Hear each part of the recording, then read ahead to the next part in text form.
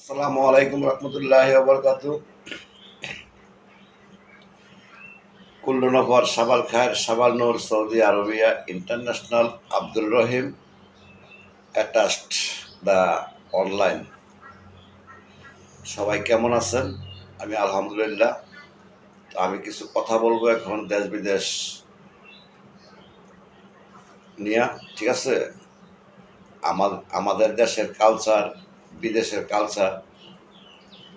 আমাদের দেশে যেমন বিপদ দেখলে কেউ হাসে, বাইরের দেশেও বিপদ দেখলে কেউ হাসে।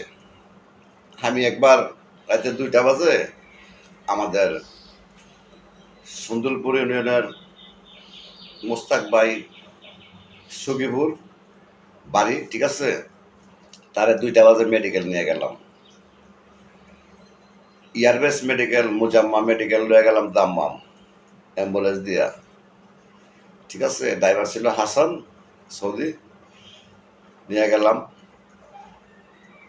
মেডিকেলতে নামাইয়া, যখন নাকি আমি ওনাকে দইরা ডাক্তারের কাছে নিয়ে যাবো, সামনে 2টা নার্স পড়ছে, আমার নার্স, বুঝলেন, সেবক, বইয়া বইয়া মাথা আসরে।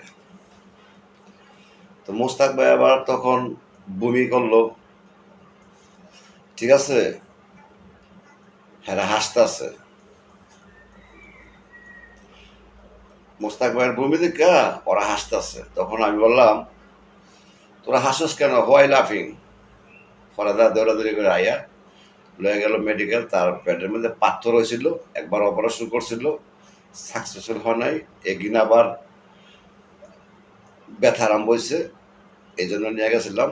তো বিপদ দেখা কারো, বিপদ দেখা কেউ হাসেন না। বিপদ করলে সবারই আসতে পারে, ঠিক আছে?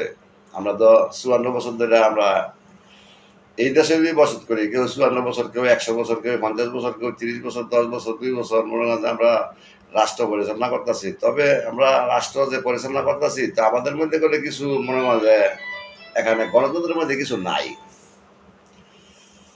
গণতন্ত্রের মধ্যে কিছু নাই বিদায়ী মনে হয় যে এত বড় সহিংসতা যে কোনো জায়গা আমাদের হয়, বুঝলি?